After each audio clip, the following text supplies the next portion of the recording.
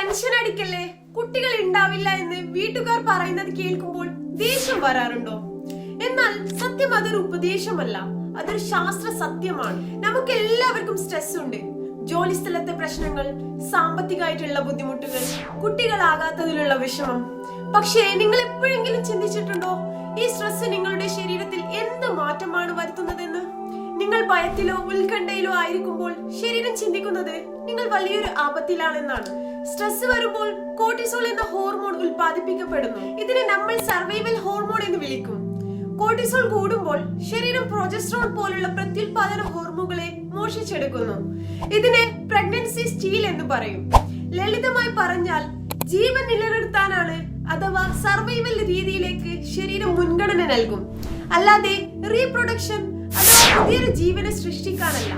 അതുകൊണ്ട് സഫോമേസോൾ എന്ന കമ്മ്യൂണിറ്റിയിലൂടെ ഞങ്ങൾ ആദ്യം പഠിപ്പിക്കുന്നത് മനസ്സിനെ ശാന്തമാക്കാനാണ്. ഇന്നർ പീസ് അല്ലെങ്കിൽ ആന്തരിക സമാധാനം എന്നത് ഒരു ആഡംബരമല്ല, ഗർഭം ധരിക്കാൻ അത് അത്യാവശ്യമാണ്. ഇന്ന് 1 മുതൽ 10 വരെ നോക്കിയാൽ നിങ്ങളുടെ സ്ട്രെസ് ലെവൽ എത്രയാണ്? സത്യസന്ധമായി താഴെ കമന്റ് ചെയ്യൂ. അടുത്ത വീഡിയോയിൽ ഉറക്കവും ഹോർമോണും തമ്മിലുള്ള ബന്ധത്തെ കുറിച്ച് പറയാം.